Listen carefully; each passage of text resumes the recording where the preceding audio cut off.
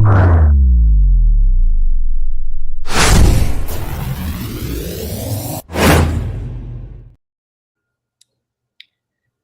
is Heartbreak City in episode 293 of Catfish on Ice. We have rode this crazy roller coaster ride all season with all of you. And even though there is one game left in the regular season, it feels like it's already over. Yeah. But we're here for you. This is Catfish on Ice episode 293 with Chad Minton, Max Greenberg, and Boyd Farrish. We got the trio back together. Sure. We felt it very necessary that we had to clear our schedules out here and get this episode out as soon as we could, because I mean, we're all heartbroken in Smashville right now. Even the negative Debbie Downers in this fan base are probably heartbroken right now. You know who you are. But at the same time, it has been a fun ride. Yeah. And I'm going to play some receipts from me and Max both. I'll play it into the audio a little bit later in this episode when I have it pulled up of what me and Max said in our Catfish on Ice episode when we predicted the exact point total. We both gave our exact point total prediction for the Nashville Predators going into the season on this podcast, and we'll see how close we got. But I'll play that a little bit later. But we're going to do a end of season, even though it's not technically the end of the season. It is one more game left against the Anaheim Mighty Ducks, old school Mighty Ducks, right? We are going to give an end-of-season assessment. We're going to decompress and really talk about our feelings and how we feel about this crazy season. We already got comments coming in. We got Shawnee Pat, our season may be over, but hockey is still amazing, and hockey in Smashville has a bright future with the prospects we have coming. Right. I have a feeling we're going to hear more from that YouTube commenter a little bit later in this episode. I'm just throwing that out there. We got Mike Twitter here. What's up, guys? What's up, Mike Twitter, OG, follower of the show. Thanks for jumping in. First of all, let me see how my esteemed co-hosts are doing, Max and Boyd, tonight. Guys, how you doing? Are you feeling okay? Have you really let it go? Did you call out of work today? Like, how are you feeling today, guys? I'm okay. I would say I'm more frustrated at how the game went last night than I am at the ultimate result of us missing the playoffs.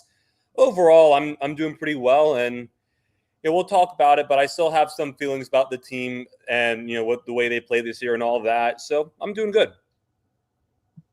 Yeah, pretty similar.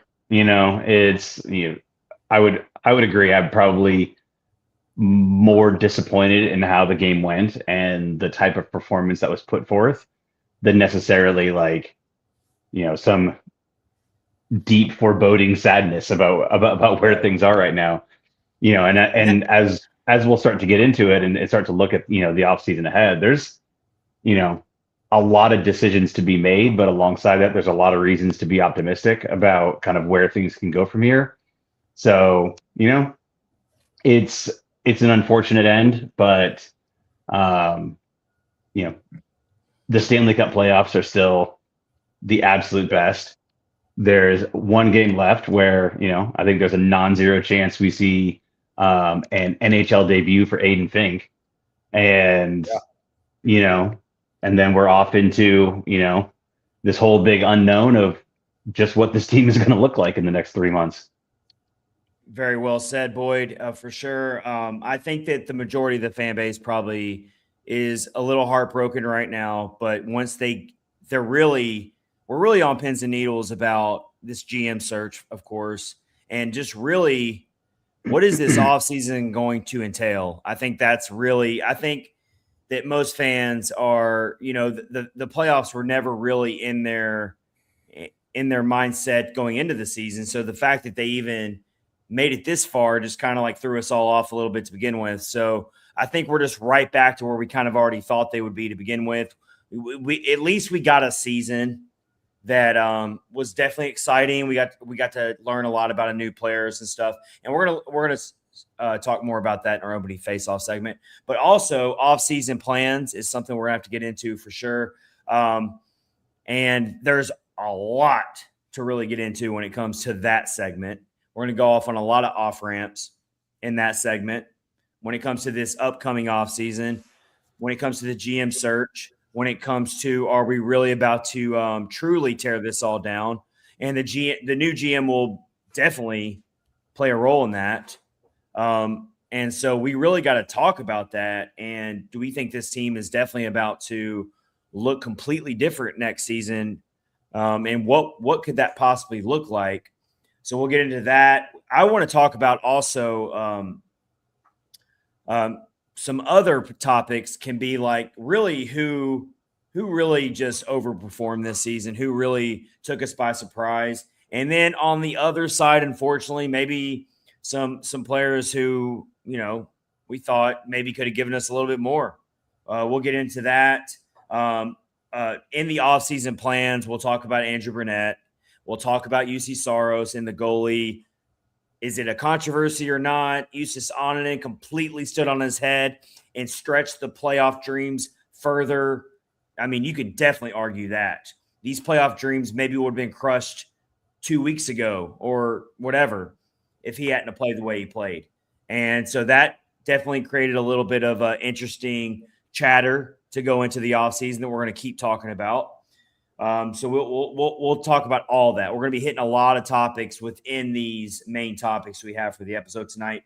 And then we're going to have an actual Stanley Cup playoffs preview episode when the bracket is actually set. That'll be our next episode. But at the least, we know the teams that are in now. Like, we don't know exactly who's going to be playing who yet in the first round. There's still some business to be settled. But each of us are going to talk about our top contender, not prediction. Difference there. Contender.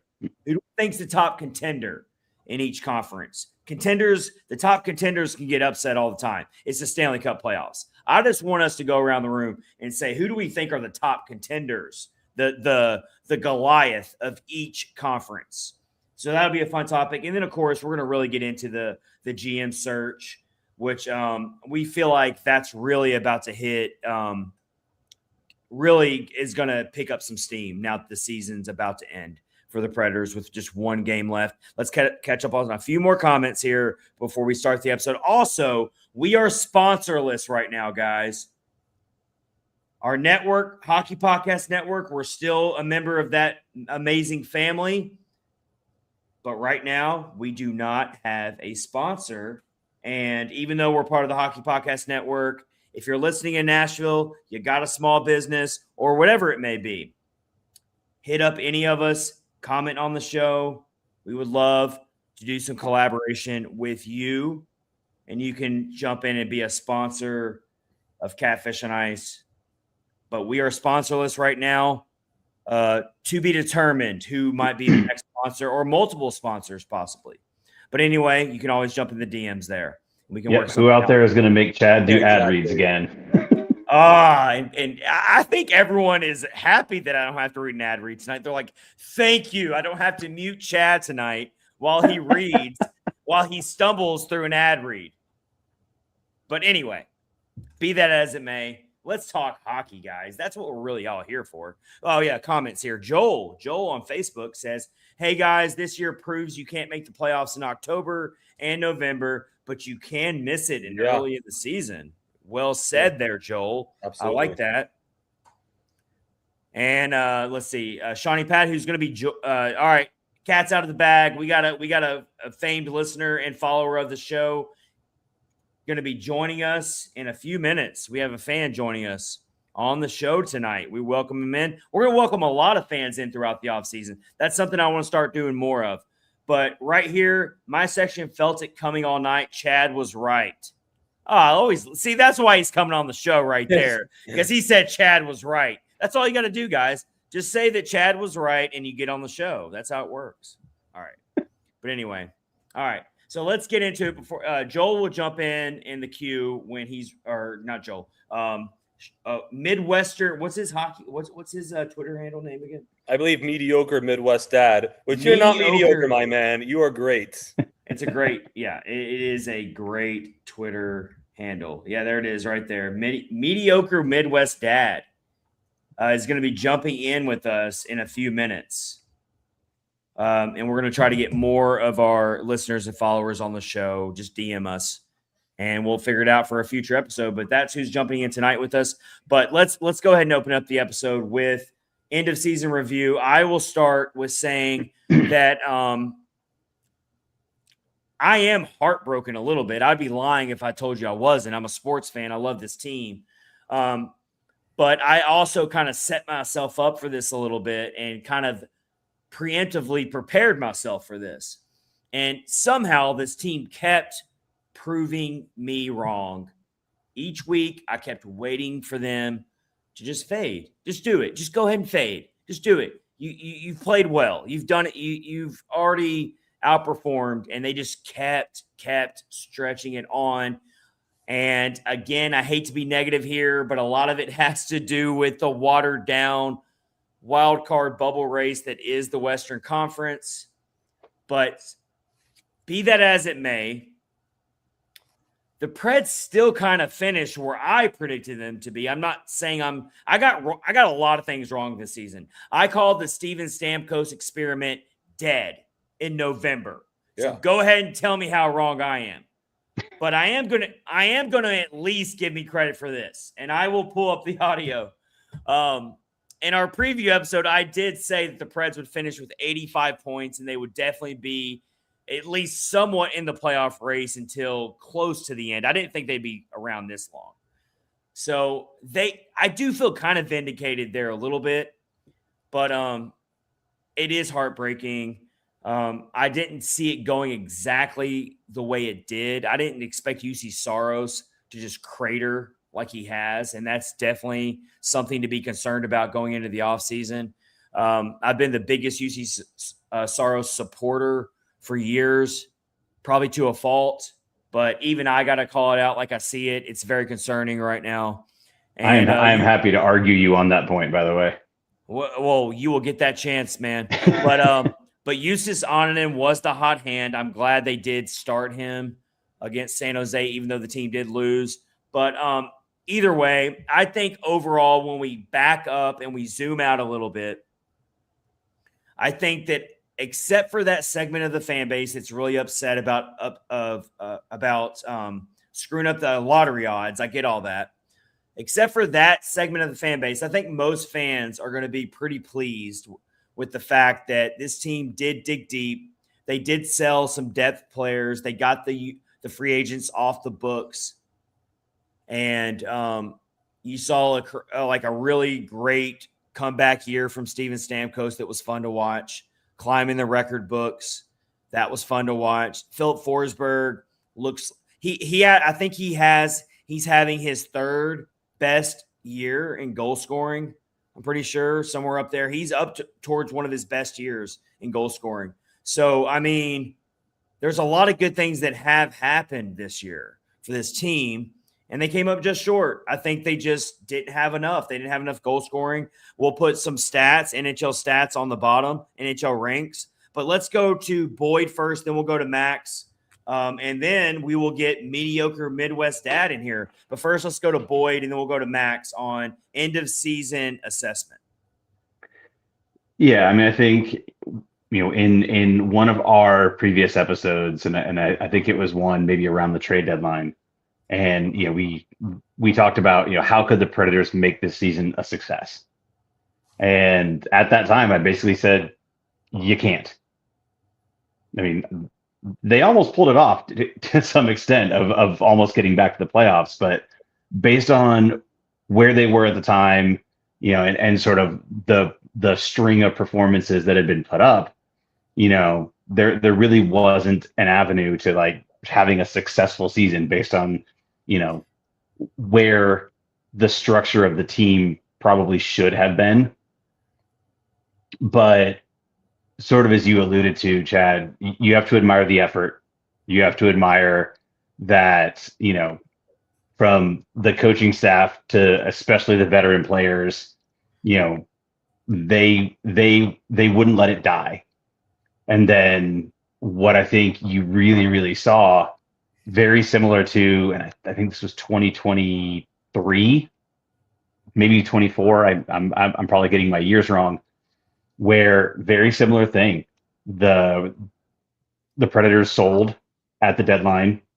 Younger players came in, got bigger roles, and the infusion of youth, speed, there is something to be said that when you took McCarron, Smith, and Bunting off the ice and replaced them with LaRue, Schaefer, Weisblatt, Kemmel, that all of a sudden, I think you could see they were playing at a different pace, and there was a lot to like there. So, is it a disappointing situation where there is another year where the Predators kind of aren't really fully in either direction? They're not all the way down. They didn't, really make a push into the playoffs. But, I think once the overall kind of disappointment with how the season played out kind of washes off a little bit, and, I know we'll get into some of this, there's a lot of reasons to be optimistic about, where this team can go in the next, 2, 3, 4 years, both from what we saw this year, but then also what some of that means for the next 2, 3 years down the road as the roster turnover continues. Definitely. For me personally, I'll say that, a lot of, where I'm coming from as far as the season goes doesn't really, it's separate from what, the future outlook of the team looks like. And, I'll say I'd be a lot more concerned if, we didn't have the impending GM change coming, because if that were the case, I kind of be looking at, kind of more of the same. You didn't do quite enough of the deadline. You didn't, they didn't get rid of Eric Hall when they could have. They could have, or I guess or at least we think they could have, done something to move O'Reilly or Stamkos. They didn't do that either. But, I very much feel like, whoever is going to be the GM of this team going forward is going to get a chance to do their own thing. It's a clean slate no matter what. So I think it's totally fair for me and all these fans to go into the offseason with the optimism of a fresh start coming. But just as far as the season goes, sucks that the Preds obviously fell short of the playoffs, did all that to fall short. And the way last night's game went, based on, circumstances in and out of our control, it was really frustrating. But, as you said a few moments ago, Chad, when you take a step back and zoom out, I feel like you got to be proud of what this team was able to do. Beginning of the year in November, this team was set. I was in the building November 24th when Florida came in and beat us 8-3. The vibes could not have been lower. And all everyone was wondering was, okay, everyone thought, even I at that point was bought into that Andrew Brunette was going to be showing the door, which says something. I at that point was saying, okay, he can't survive this. This team dug deep and found a way with no major changes in house, nothing. This is a team that didn't have any really thing that they could say they had a fresh start with. They said, okay, this is the group we have. We're going to find a way. And they managed to do that. They got all this way. And how many, maybe not just wins, how many character moments that this team had this year? From what I just said of coming back from the horrible start of November, the deadline too, didn't win the global series. How about the global, coming back from the global series? That's true. Even though they won one of those 2 games, that global series felt like awful. Off too. But even then, that Florida game was a few days later than that. Mm-hmm. And they came back from that. The trade deadline where, especially the night they traded McCarron and Smith, they lost that game that night. They still played hard and then came back Thursday, the night before the actual deadline, and played a great game against Boston. And then also the 3-goal comeback against Ottawa, the 4-goal comeback against St. Louis, the night that UC Stars was injured, and it was like March 19th versus Seattle. Everyone's, well, this is a tough thing to go through. They played a good game and won 3-1. I just named like 5 moments where this team showed legit character. And no matter what happens with this team, no matter who's in here, who's out next year, I'm proud of that no matter what. And we're about to get mediocre Midwest Dad in here, a fan of the show. And we hope to get more fans of the show and listeners of the show and followers in here throughout the offseason. But before I do that, a couple other things to really hammer it home for me. if this team would have gotten this far and still fallen short, and they were just living off a few veterans, it wouldn't feel the same. Right. But to see Matthew Wood do what he did, that gives you hope. To see what Luke Evangelista has 42 assists, I would still love to see his goal scoring get better, and I think it will. I've been saying that all year. But still, 54-point scorer. You could not have asked for a better year for his development. You couldn't have. That gives you hope. Fedor Svechkov pulled himself out of the gutter. And I know his stats don't look great, but the dude still has promise going into next season. He got a new contract. I think that he battled through adversity and showed us some promise. So I love that. Adam Wilsby shows a lot of promise. For the type of defenseman he is, eye test wise, I still love Adam Wilsby. Ryan Ufko, same thing. Looked great. Reed Schaefer, I mean, I can go on and on. There's a lot of reasons to feel like we still have a consolation prize considering what this season was all about to begin with. We didn't go into this season expecting the playoffs. We didn't go into this season expecting anything magical. So I think we can all be honest with ourselves here and feel like, honestly, this team went further than any of us really expected. And so we have to be realistic there. All right, how many times did we say this team, they're going to go in the tank? Nope, never. We've made mediocre Midwest Dad wait too long here. We have not been good hosts. There he is right there. What's up? Dude, coming in hot. Look at this dude. Right? Good evening, fellas. First time, long time, to quote a radio listener. It's great. Radio, what's that? We're honored to have you, and we appreciate you following the show and interacting with the show, interacting with all of our stuff.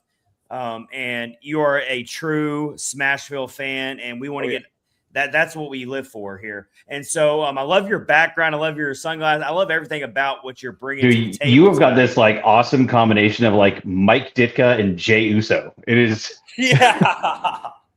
My teenage kids would probably say I look like Dr. Disrespect more than those two guys, if anybody knows who that is, but I'll take it. I'll take the Ditka. All right. So mediocre Midwest Dad, we're giving you the floor here on Catfish and Ice, episode 293, about your end of season assessment. Go as long as you'd like. Talk about what you would like, but you are a true fan, and we want to hear your thoughts on where you are at right now after you've had 24 hours, give or take, to really process. And I'm sorry that me and you interacted yesterday because I put it out in the universe. It was just a prediction. I'm not saying I'm smart. I just didn't feel good about it. It's very hard to keep beating the same team since 2019. Yeah. I just felt like all the pressure in the world was on Nashville, and no pressure was on that young, talented San Jose team that I think is going to be a strong playoff contender next year. So, and Nashville played like it. Mediocre Midwest Dad, the floor is yours. Yeah, you were spot on. I have a decent friendship with the HockeyNet Canada guy, Dmitry Filipovich, and I'd asked him a question the other day about teams late in the year who have nothing to play for. And we kind of saw this last year in Nashville. Like, full disclosure, I'm a season ticket holder. I'm at every game. But like, we had a bad team last year at the end of the year, or what I call the Osterley zone, like when we had Jacob Verana shifts happening out on the ice last year. For those of you that want to pour one out for Jacob Verana, the end of the year thing is those teams are dangerous, right? You have young kids with a lot to prove. And a lot of the times you have, Boyd, you know this, you guys all know this, you have veterans who are playing for their next deal, right? They don't want to be in the AHL next year. They want that NHL, money. And so they try a little bit harder. San Jose was a team, if you watched every game all year, that we didn't dominate play for long stretches of time against. Their speed was a real problem for us. And the times we beat them, it was really just chucking them in corners and scrumming them to death. And later in the game, Selly wears down, Misa wears down, Smith wears down, Eklund wears down, and it just didn't happen last night. Even that game where the 3 weeks ago at home, where we scored, it was 5-1 at the end of the first. Even in that third period, I'm like, you better not blow this. It felt kind of bad. And I mean, they hung Big Juice out. They hung him out to dry like 8 times in the first period. I mean, just really careless turnovers right in front of the crease and in your own end, things you can't do. So you were spot on, Chad. I'm not on just to tell you were right. You were like the 90th person to tell me that like, dude, all the pieces are aligning. We beat them so many times in a row. We need this game and they don't. Like, if we win this game, we have to go to the playoffs because there's no other outcome. Let me put it to you this way. In a hypothetical situation, I would have felt much better if they were playing LA to get in that game. Mm-hmm. No disrespect to LA. Actually, I am going to give disrespect to LA. Yes, they deserve it. I hope regulation wins. They're not good. Out of here. I hope frauds. I hope that my my not sorcery. Even frauds. Everyone knows I hope that my sorcery can continue, and I hope that they draw Edmonton again, and I hope that they just get swept out into oblivion. No, I hope they draw Colorado and they lose like 8-0 every game. Well, I mean, I've never had an issue with LA, but I'm just so bitter right now. And it's not it's with the league, the way the league's standings are set. I mean, the point system is screwed up. But to be fair, like, this is the point system we've had for 20 years. Exactly. And everybody's making a big stink about it now. Yeah. It's bit people before. I was quick to remind people in my section last night. I tend to talk to some younger fans on occasion, and they're like, this point system's stupid. I'm like, guys, Calgary had like 93 points last year and didn't make it. Like, what are we doing? This has been the point system forever. And we can also it was particularly aggressive in the Western Conference this year, where between LA and Vegas, you can't do anything about the imbalance between the two conferences. This year it's very clear that the East is. I mean, we'll see how it shakes out in the playoffs in the Stanley Cup final eventually. But yes, the East is definitely far more deep. And the not to take anything away from the Preds and what they did and what they proved us wrong on, but it is a very watered down, is what I keep saying, bubble race here. And it does suck that the Preds couldn't at least give us a couple playoff games on Smashville again. But mediocre Midwest Dad, who's our guest right now on Catfish and Ice here, get more into how you felt back in November when the wheels were falling off. And then I kind of call this like if the Preds were a train, the wheels fell off and somehow the passengers jumped off the train and managed to somehow get the wheels back on, and the train kept going somehow. I feel like that's like the bridge was falling apart ahead and people jumped up and fixed the bridge before it crossed. Like, it was like all these things had to happen to save this season. So, mediocre Midwest Dad, how did you feel back in November as a diehard Smashville fan? Did you see it being another lottery? Let's get the number one pick. Is it, or did you see something in this team maybe that maybe some of us didn't see? I don't think I saw anything that anyone on this panel or anyone anywhere else didn't see. Like, I saw a team that was not creating chances, especially at 5-on-5. They were, I think, the second or third worst team in 5-on-5 expected goals in November. Like, I thought this was a lost season, right? You know, as a season ticket holder, it's the worst place to be because you're like, I'm not going to be able to get rid of some of these tickets, man. I'm going to be coming to some grim games in February and March. And to their credit, and this is where I get sideways with people who I call tankers, you know, who are just like tear it all down. We want to be awful for 7 years. Look at all the places it's worked. And I could go on about that for days. I'm not going to. I said, hey, there's enough veterans on this team, and I think they'll play a little bit better. Usually veteran-laden teams tend to start slow. They just do. There's a long history of that. And even some teams that we're looking at the top of the standings right now, like Buffalo, I mean, am I the only one that remembers that 35 games into the season, people wanted Lindy Ruff's head, and they're going to be like the second seed in the East and have a legitimate chance to they're going to be bottom. And Lindy Ruff's going to win the Jack Adams. Yeah, Lindy Ruff is going to win the Jack Adams. So to answer your question, like, where was I in November? I mean, I was low. But you guys talked about some of your favorite moments throughout the season. Like, my favorite stretch of games, and I had to pull up the dates to remember, is like my least favorite game of the year. Max, you called one out earlier, is the Saturday night Blackhawks game on January 10th, 3-0. I mean, I played hockey from the age of 7 to 14. I have watched so much hockey, I can't even recollect it all. I have never seen a more rudderless professional hockey team than I saw that night. Like they couldn't do anything against the Blackhawks team that is just not good right now. That is like way deep into a rebuild that so far hasn't produced a whole lot. So, this is a critical year for the rebuild. It was a critical year for them. And you've got Burakovsky has regressed. Lev Shanov might be something. Bedard might be something. You've got a goalie who's going to be on the wrong side of 35 when you're good. Like they have more questions than answers. So you guys talked about your favorite stretch. My favorite stretch is the 2 home games after that.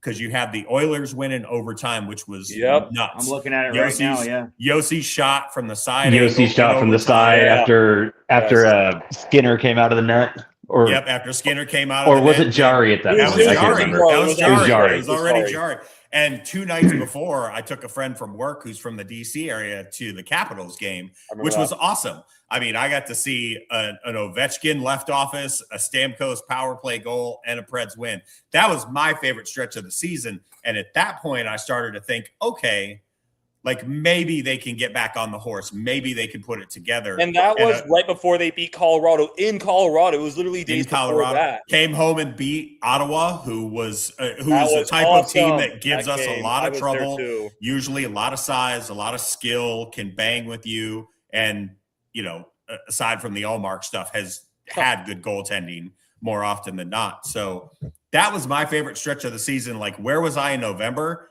I was where everybody was, man. I was like, this whole team is, who are you going to sell? Who can you sell? Who can you not sell? And if you let me go long, I will. But like, I've already started looking at contracts you can actually get rid of versus ones you can't. And, I love the people that want a better team on the ice, but it's like, guys, you're not getting rid of Brady Shea's contract. Right. Like, it's just, there's no way that's happening. There's a better chance of Tim Thomas speaking at the Democratic National Convention than somebody taking on Brady Shea's contract. That is a deep cut, man. That is never in a million years happening. Nobody's taken that term. But there's, to get to the GM thing, there's like a lot of stuff to work with on this roster. And that's where I get into it with some fans where they're like, just tear it down, just tear it down. That's not where we are. You have a handful of bad contracts, a couple of really, really high value assets in like a Ryan O'Reilly and a Steven Stamkos, who people think has like a million years left. He has 2. He has 2 seasons left at 8, which is nothing for a 40. Well, and I think we actually talked about this. I think around the trade deadline, which was if you look forward 2 to 3 years, the Predators have something like $50 million coming off the salary cap. Yep. Yeah. And as of right now, maybe we'll see what happens with Evangelista next year. And I don't think Matt Wood is quite ready for his next contract. There's no big contracts coming. No. Yeah. Yeah. So I think this, go ahead, Matt Boyd. Sorry. Yeah. Yeah. I mean, you're 3 years away from having to pay Martin anything. And that's assuming he comes and hits. They're going to be in a place where if they get a GM who comes in who can be creative with the moves they can make, you've got some real opportunity to make some splashes. Now, please don't make any splashes with this free agent class because it is hot, stinking garbage. But please do not pay Alex Tuck $100 million. Exactly. I will eat myself into the sun. That is not what we need. No. Not at all. Not one bit. Alex Tuck is not what we need. Let Winnipeg or somebody else pay Alex Tuck, please. Yeah, I mean, so it's very interesting. I mean, there's a lot of possibility. I think is the best way to put it, and you just have to hope that the person coming in is willing to, make those phone calls. Make some tough decisions. You may have to, you've got 11 first-round picks in the pipeline. Mm-hmm. You may have to cut bait with 1 or 2 of them to get someone who's further along in their curve, but is still, just entering their prime. I mean, that's how creative teams get things done. The way that Florida got built was not by accident. Like they got really lucky with Gus Forsling as a waiver claim, but Right. Yes. Reinhart, Bennett, Marchand, like all of those guys were acquired through really creative and crafty deal making. Would you put Matthew Tkachuk And in that category too? Matthew Tkachuk. Oh yeah, I mean they took Huberdeau coming off a wild outlier of a career year, sold high, and got Matthew freaking Tkachuk out of it. Yeah, that's wild for sure. So let's go around and give our overall grade about how we feel about this Preds season. Let's just have fun with it. I'm gonna shock everyone, and I'm gonna give them, based on all the circumstances, everyone's gonna say I'm being way too soft on this team, but I'm just gonna. I mean, based on everything we just talked about and laid out here, I'm gonna give them a B plus. Based on my expectations, based on everything I've felt, based on the things we just talked about, based on the fact that a lot of people are saying that the Preds have a top 5 prospect pool right now. We got to see a lot of those guys play serious NHL minutes down the stretch here to make a playoff spot possibly. That's huge. That gives us momentum going into the offseason. So overall, considering where I was in November and even going into the season, and where we are now and kind of the draft position we have right now in terms of draft picks, in terms of some possible trade opportunities this offseason, I got to give my overall grade for how this season went, even missing the playoffs and being so close as we are and heartbroken. I'm going to give it a B plus. That's where I'm at with it. Let's go to mediocre Midwest Dad. We'll go to Boyd and we'll go to Max. Mediocre Midwest Dad, what's your overall grade for this season? I'm going to give the team a C plus. I'm not going to be as fair as you. Right. I think they definitely could have packed it in, and they could have made some bad decisions.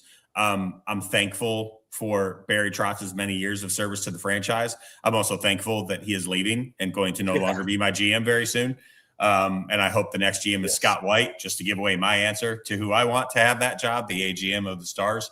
But I'm going to give him a C plus. Not trading, as much as I love saying his name, because it lets me harken back to the NWO days and say Eric Holla, if you hear me, for all my big Papa Pump fans out there. Not trading Eric Holla at the deadline was a huge miss to me. Like, that's a veteran center who can play on the second or third line. I have to believe he would have fetched a high return. Yeah. And I think maybe it was just a numbers game. Maybe Barry didn't want to send the wrong message to the locker room, which gets back to why Barry shouldn't have been the GM in the first place. Because he thinks like a coach. The center depth was lacking. They were in a playoff race. I think there was I can defend but I get where you're he chose not to do it. It's just like there had to have been other options, and especially with what we saw later out of the year, in the face-off circle from some guys who can go up and down and play a little bit of center. I think you could have pieced it together, and it's a C plus for me. It was a fun season. I mean, the St. Louis game alone, kept my batteries running for 2 years. That St. Louis game was nuts. My entire section left. Shout out to all my peeps in section 312. They were all gone. It was just me and my wife. And when it got to 5-4, I started texting some of them. I was like, you guys are sitting in traffic. You're dumb. So C plus is my grade. Nice. All right, Boyd, your overall grade. Yeah, I mean, I'm somewhere between a C and a C minus. They pulled themselves up, and as a result, we saw some really great performances, especially from Stamkos, O'Reilly. They got lucky putting Matt Wood at center. They put Matt Wood at center because they absolutely had to, and lo and behold, there's a decent chance he starts off next season as their number one center, depending on what else happens in the offseason. But you can't go too high for the fact that at the end of November, they were basically in last place. And this team and this is on coaches, it's on players. And Chad, this is why I'll argue with you a little bit about some of the goaltending. This team was a train wreck defensively. Yes. They gave up so much. Now, it wasn't as bad as a year ago where like guys were wide open parked at the back post and just nobody was It covering was like them. an AHL level defense towards the end of last year. It was so bad. It was bad. So bad. But, there's still just a lot of aspects of their performance, especially at 5-on-5, were just really lacking. And they got saved by special teams a lot of nights, which is part of the game, but it's hard to win that way consistently. So, there's definitely some of the performances that pull them up a little bit. The fact that they, made strides and didn't just completely fall apart as a team, after Thanksgiving deserves credit. But with the collective talent that is on that roster, they never should have been in that position in the first place. Real quick, before we go to Max on his grade, another reason why I do give him probably an over generous grade, I know, is they proved this year that they can beat really good teams. It wasn't like they beat Colorado twice. Dallas is like a team they can't match up well with. But like beating Colorado twice meant a lot to me, for sure.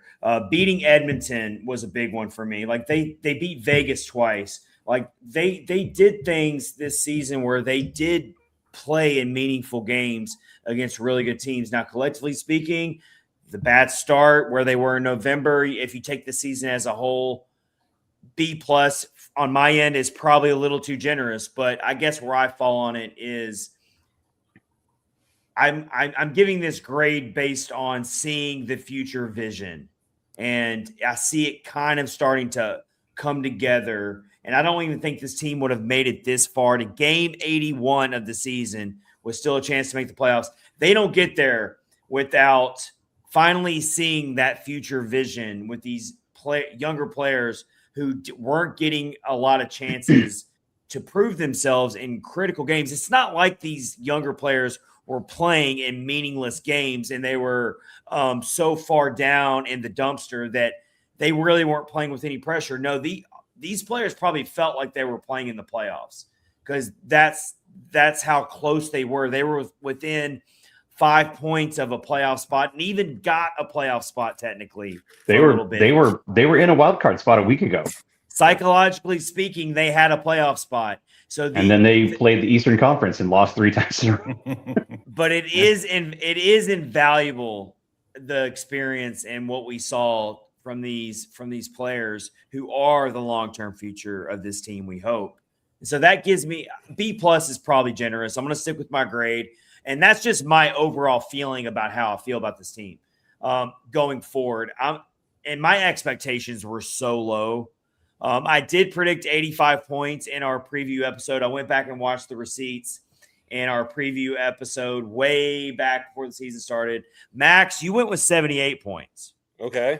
You gave them 10 extra points, was your words, because, and you were right when you said this, they had such bad luck when they had their 68-point season with 1-goal losses and not being able to finish. So you gave them an extra 10 points.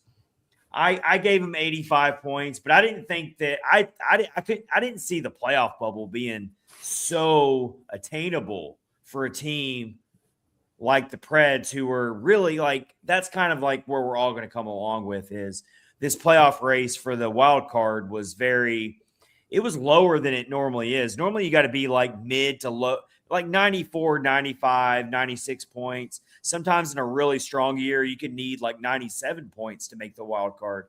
This year, to see that bubble be so low 90s gave the Preds an extra little chance to maybe make it. So, the combination of the top 3 of the Central being just a juggernaut and the Pacific pillow fight. Oh my God! I think suppressed it by like 6 points. I mean, it just there you go. Yeah, perfect. So. Yeah, and the Eastern Conference just ate the West alive. Alive. The Preds racked up, I think, 14 wins against the Pacific Division this year. So, I mean, that's good for them. They stacked up some wins. But Max, we haven't gotten your grade yet. So you've been sitting over there waiting. What's your grade? All right. So it's kind of there's a lot that could go into this. I'm just personally going to say I'm not going to grade anything as far as like what the front office did. I'm just going to focus just on the guys, the team in that locker room, the coach in that locker room, the guys who play on the ice, because what happens in the front office really has no bearing on what the on what the results on the ice are in terms of how the team prepares and plays and all that. And it's going to become somewhat ironic because the team exceeded my personal points prediction. I'm still going to go with Midwest Dad's C+, and kind of a few reasons for that. Number one, as we've said, you can't just ignore how terrible the team was start the year. They were really bad in last place. I mean, the vibes were really, really bad. But at the same time, like I've said many, many times, you also have to give them immense credit for the way they bounced back and pulled it together when they were dead to rights. One thing I'll also say, though, and the three of you guys haven't really talked about it as much, but where this team, for as much credit as I give for as much credit as I give them for the character wins, coming back in games, never quitting, we cannot ignore this team started so many games so poorly out of the gate. There was a reason they had to make all these comebacks in games because they started so badly. And he was trailing all the time. Yeah. Right. It was a running joke. They kept giving up goals on the first shift. They did it like 10 games in a row. Right. Yeah, it was really bad. And, a few things to say about that. And they were talking about during one of the games, I believe it was the Anaheim game last week, and I believe it was Chris Mason was talking about, you never truly play a full 60-minute game. There's going to be ebbs and flows where there's like 5 or so minutes that are not going to be so great. And some parts of the games are really going to be great, especially for a team like the Preds, for as much collective talented players they have on the roster, like Stamkos, O'Reilly, Marchessault. They're still like fairly mediocre to, if not below average overall talented team. So you're going to expect that a team like that is going to frequently not have a lot of, full 60-minute efforts, especially when a full 60-minute effort is pretty rare in terms of the ebbs and flows of the game. But with just how bad the team started some games, I just can't ignore that. And that factors into my grade for as much credit as I give them for not quitting in those games. So Sophia here is going to give the team a she gives I think she gives the team an F because I didn't pay attention to her watching all these Preds games. And so the Preds get an F according to Sophia. Okay. Get back down. Yeah. Also known as they get an F for the number of F-bombs you dropped watching them. Yeah, she's also way too heavy to pick up anymore. When I first got her, I put her on the podcast. I put her live stream. I picked her up, and it was like she was like the lightest little puppy. And I was like, "Hey, here's my new puppy, everybody." Now she's like 50 pounds, and yeah, I can't even do. How old is she now? She's like 2.5 now. Wow, there you go. So she's been with me for 2 years now. So we're going back 2 years, Max. That's how much time flies by. Good girl on this podcast. Yeah, awesome stuff. But let's get to our next segment, gentlemen, and that is off-season plans. Let's look more towards the future. And I know mediocre Midwest Dad has already kind of alluded to his feelings about it. We can talk about the GM search here for sure in this segment and talk about some other things for sure. But mediocre Midwest Dad, since you're the guest here, we want to give you the floor first.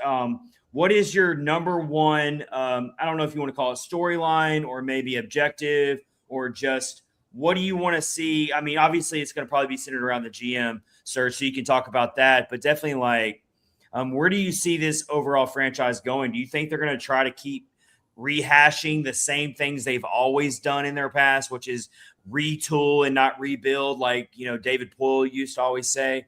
Or do you actually think this team's about to dive headfirst into the deep end and actually embrace a true clean slate here, including Andrew Brunette possibly? Yeah, it's hard for me to know without knowing who the GM is, but I think any GM who's going to take this job is going to look at a handful of things. And one is, somebody brought up Florida earlier. I think it was Boyd, and how they were able to do everything. I mean, what do Florida and Tennessee have in common? Do I need to be the 9 millionth person to say it? Like zero tax states, right? That is certainly an attractant to a lot of NHL players. That is a real thing for them to go out into the marketplace with when they're trying to assess what's capable with this roster. I just don't know what they're going to do. I think we're going to know very, very early on what the plan is based on who takes the job and whether we see moves really hot on the heels of the NHL draft. because the NHL draft is like June, right? June-ish time frame. The league year starts on July the 1st, right? So your books that you have to be under the cap before July the 1st. Everybody's getting a cap up next year, right? We're going from 95 million to 104 million, which makes a lot of the deals that we have on the books, especially Jonathan Marchessault, who's someone I think, 2 years ago or even earlier this season probably was going to be a hard contract to move. I don't see 3 years at 5.5 hard to move at all anymore. And there are a ton of desperate teams who also have bad contracts on their books that you might want to take back in return. The one I keep looking at nonstop is Detroit. Is like the Red Wings have to do something in their bottom six. They have to do something in their middle six. Would you take back Michael Rasmussen's bad contract, who is like a concrete-legged fourth-line center, very much in the Michael McCarron mold, and take back his bad deal, and ask for a sweetener, right? Or in order to take Marchessault's. Like, you don't have to retain.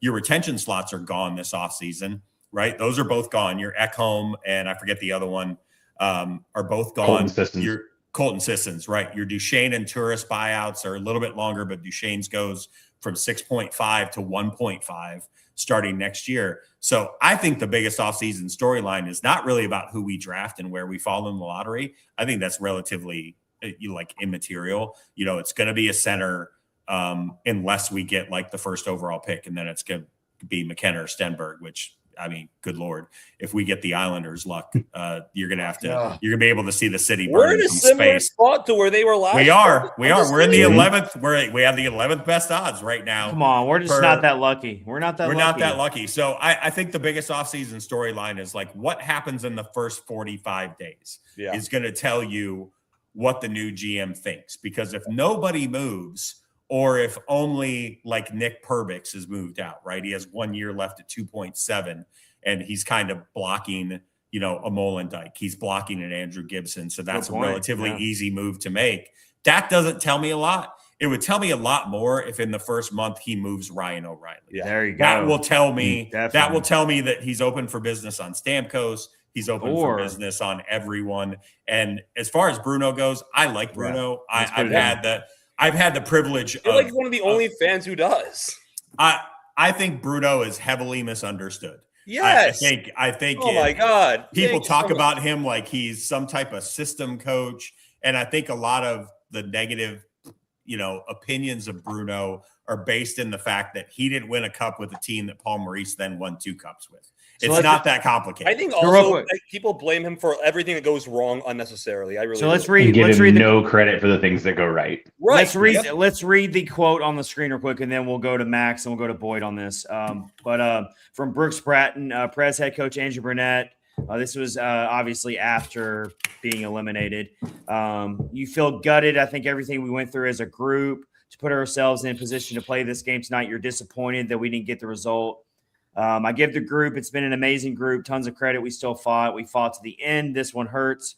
Probably hurts one of the most of my career playing, coaching, just how much we went through it together, how much belief there was, and how we stuck together through all kinds of different things and just fell short. Before I go to Max and Boyd, I guess the fans who are very critical of Andrew Burnett, and there are a lot of them, they would say, well, I mean, why does this team keep coming up short all the time? Like, yeah, it sounds good, but like you say we're gutted, but like you're the problem. You're the common denominator here. I'm not. I'm the type where it's like you go all in or you don't go all in. If you're bringing a new GM, and Max has said this before, you almost have to bring in a new head coach. I mean, like, I just don't know. It also depends on the temperature of the locker room.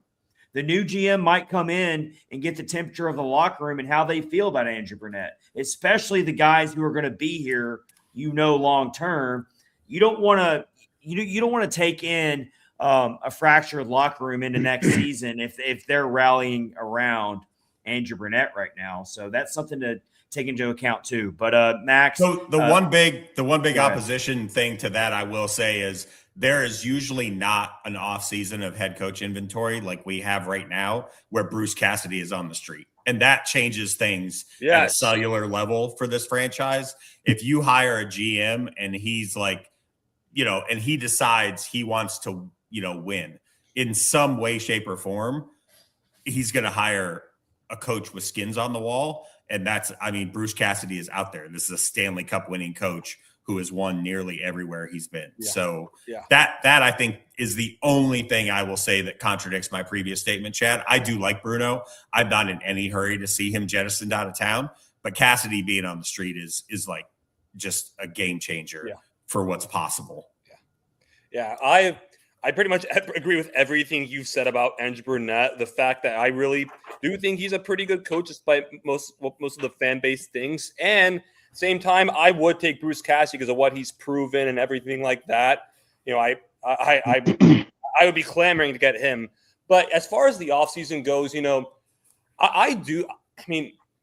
we've said it a lot. I feel we said it at some point in multiple times in the past 3 years that this might be the time a rebuild's coming. This might be the time a rebuild's coming.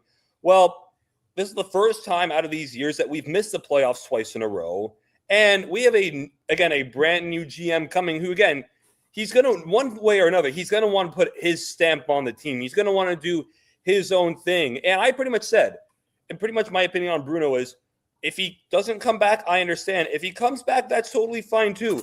But the thing is, you should go into the offseason essentially like you're treating the head coaching spot like a clean slate. Essentially, you have no head coach in place. Interview everybody else.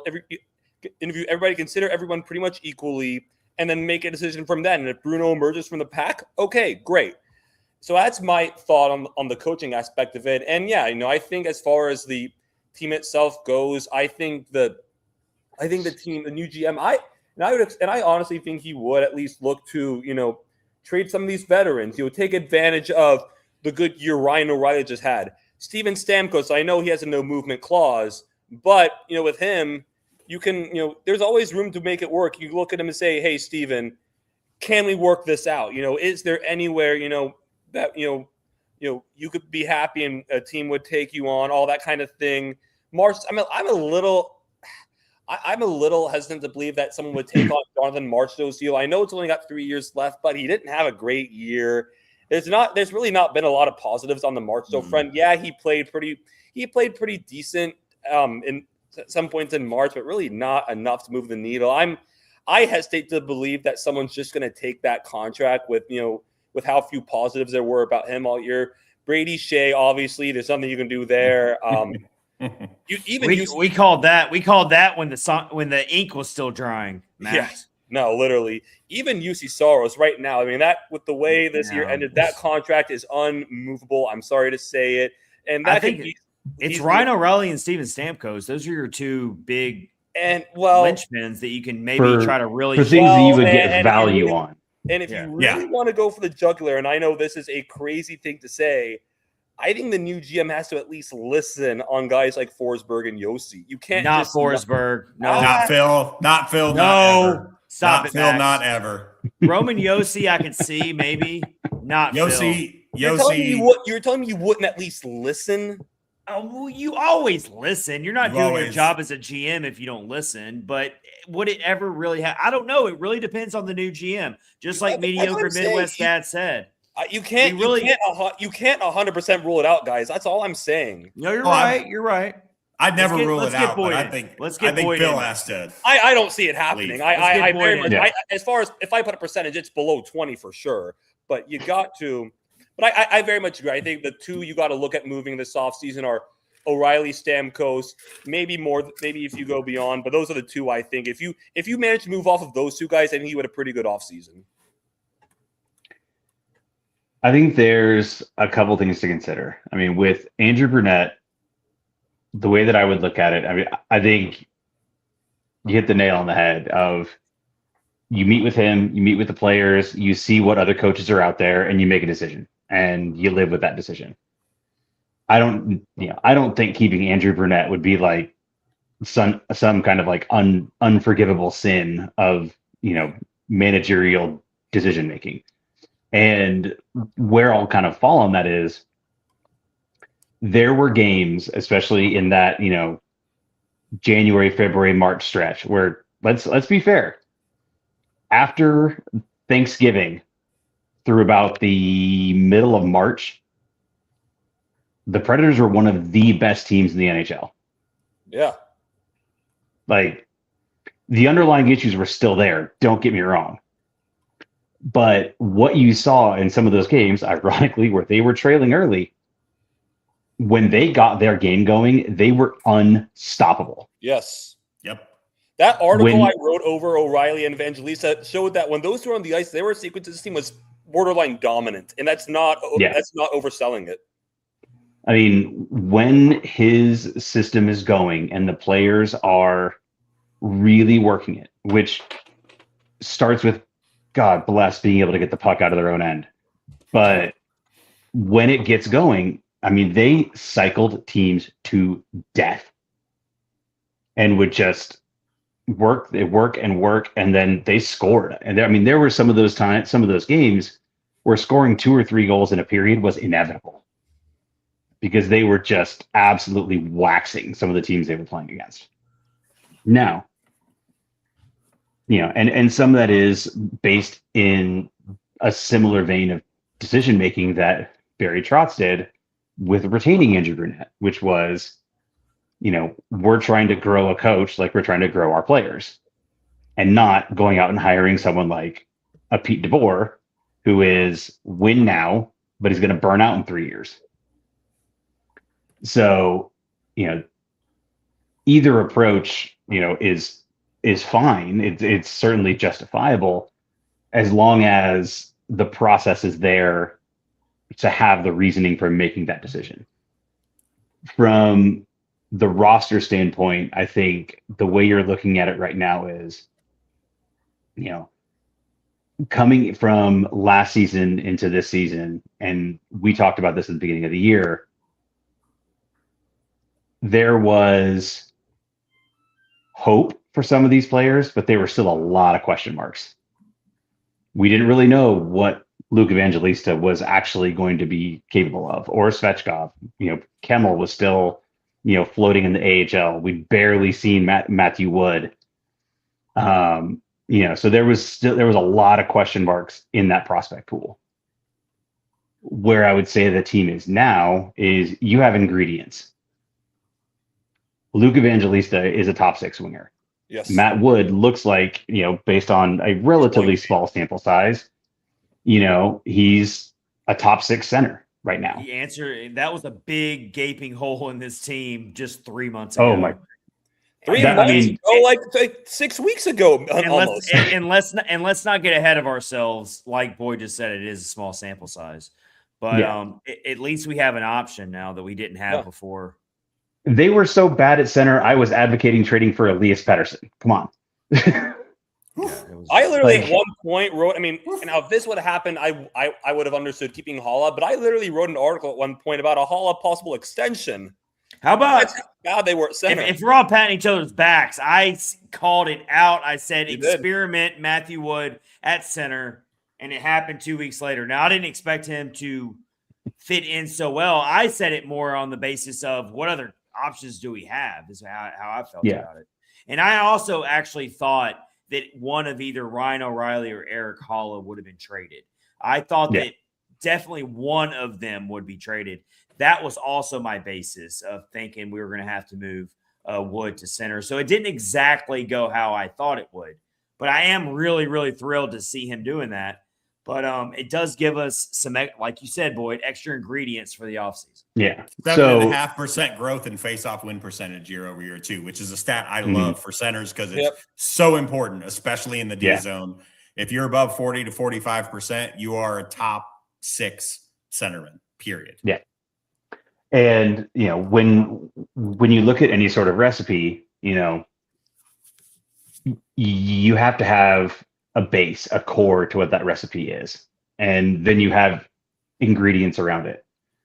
And, in that vein, the Predators have to have some of these guys, whether it's O'Reilly and Forsberg and Yossi, or it's O'Reilly and Stamkos and Yossi, or Forsberg and Stamkos and Yossi. However you want to mix and match those. What I said a few minutes ago, you wouldn't get rid of literally all those guys. You have to have some of those guys there who can be a stabilizing force for these guys that are growing. And I think the big difference this year over last was, last season, O'Reilly didn't perform very well. Stamkos, still, he finished with 27 goals, but that was a low season for him. And, so that stabilizing force wasn't there for the young guys to be able to grow around it. You saw this year where, in large part, those same veteran players were performing better. So a guy like Matt Wood just has to pick his spots. He doesn't have to do it night in, night out, or else they're in trouble. So when it comes to looking at the new GM and how they build the roster from here, you're looking at those ingredients and the roles that they can fill and the roles that they can potentially fill and say, how can we enhance on what's there? Or in some cases, how can we trade that person out for someone better? But that's the part of it. And I think that's where the creativity aspect of it comes in for me. Is you've got, 33 draft picks over the next 3 drafts. You have no business using all of those draft picks. You've got so many prospects in the pool. GM. Get creative. Straight up. This is a very attractive destination for whoever the next GM is right now, and Boyd laid it out beautifully just now. Go ahead, Max. This is a slight topic change, but I just cannot sit on this. So we talked about Andrew Burnett a few minutes ago. A common critique of him is, he doesn't have the locker room. He's lost the locker room. It's a toxic locker room. You want to know what a toxic locker room looks like and all that? Listen to this from Rick Bowness a few minutes ago about the Blue Jackets. I don't know if I'm back, but if I'm back, I'm changing this culture. These guys, they don't care. Losing is not important enough to them. Like, how can you go out and play like that? This is why you're out of the playoffs. Losing, you have to hate losing. I don't care if it's a meaningless game. Andrew Burnett was pretty critical of this team a good few times in his tenure. We never heard anything like that. And you can maybe appreciate the quote he put out last night even more listening to that from Rick Bowness. I mean, wow. That's what you get to do when you're like a 45-year head coach. That's what you also get to do when you have $67 million on your cap sheet for next year and 7 UFAs. Like, that's the type of stuff you get to say when you know Charlie Coyle is coming off your books. So. But I'm not necessarily using that to say how the Preds are all cool and dandy, but in case anybody really thinks Andrew Burnett lost this locker room that bad, just look at that. No. I don't think. I mean, I never thought he did. I never really thought he did. Obviously I'm around some of my colleagues who are in the locker room. They're on press row. They're part of some of those more in-person things with the team. And when the report, and I'm going to say report because it came from one person earlier this year, that the Preds locker room was toxic. I mean, every person that I knew that was around that locker room said that was 100% not the case. It was bogus. And just the way the team played and the fact that guys like O'Reilly and Stamkos literally want to be here, I think that should be enough to show Burnett never actually lost his locker room. Are we? We're referring to the Frankie Spaghetti post about the toxic locker room. Yeah, I love Frankie Spaghetti. I don't know what his thing was with Nashville this year, but man, he took a lot of shots at the Preds over the course of the season. So, I mean, this is a guy who offended Michael Bublé's children just for fun. So, I mean, there's no telling. Isn't this the same guy who literally leaked all the expansion draft picks for Seattle that morning? Yes. Yep. Yes. Frankie Spaghetti. I'm not going to say his real name. He's What like a high maintenance guy. I want to read some comments on the screen from my tweet that I sent out earlier today about my thoughts. I just said the GM for Smashville, whoever that ends up being, needs to operate with a clean slate. And that when I say that doesn't mean that I think Andrew Burnett deserves to lose his job. That's just my overall feeling of it. That's it's a really exactly. And well, you've made me a believer of that, Max, because you've been saying that for a while. Yeah. But I just want to read some comments here. We'll scroll them on the screen. But Joe says firing the coaching staff for starters. Giosi needs to retire. Trade Saros, O'Reilly, Marceau, and Shea, and cut Barron from the team. That's like scorched earth there from Joe Phillips. But let's see. Another comment here says, yet I keep hearing them wanting to hire Fitz for GM. We can talk about that, guys. We can talk about that in a minute. Yeah. And another comment, Anthony on Twitter says, I'm all right with a partial teardown, but you're going to have to keep some vets. Yeah. If you're set on sending out vets for value, including 90, 59, and 9. So keeping Stamkos and Shea wouldn't be the worst choice to teach the younger players. Let's see. I completely agree, and fans need to understand this is for the better moving forward. If people truly want the best for this team, being stuck in the middle almost every single year does absolutely nothing good, and it only keeps making the future outlook even more bleak. Yeah, I think most fans are in agreement here as I read these comments that we need a new GM, people. We need a new vision. People do. They're just kind of sick of this mediocrity. As I scroll through all these comments, you can read them live on YouTube as I scroll through them all. This one's pretty hard here. Let me just read this. I would Jax on Twitter says I would sit Yossi and Forsberg down and let them know we are rebuilding. Rebuilding. Do what you do. You want to stay or go somewhere else? Then shop any vet player. Start a rebuild and put a roster together. Focus on the growth of young players. Wood might become a star. Wood might become a star. I just love the armchair GM comments here. It just always fascinates me. Mark on Twitter says that GM needs to come from outside the organization. That's a very base response there. And Doug on Twitter says, I'm perfectly fine with this, provided they follow through and actually do it. So a lot of good comments from Smashville. They're very, very up in arms about this, as they should be.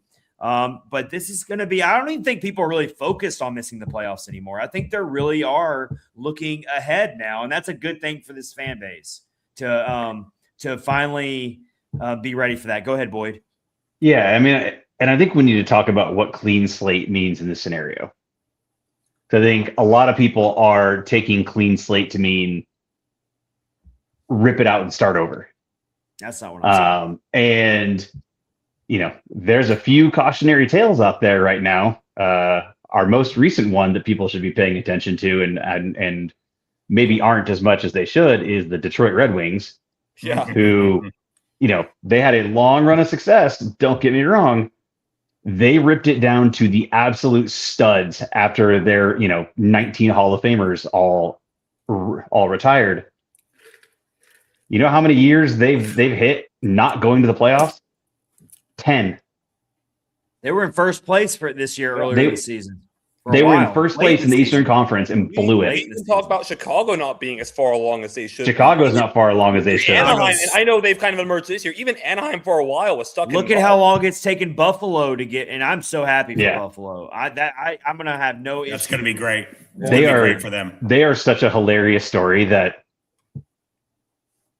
they changed their GM, changed nothing else, and became the best team in the NHL.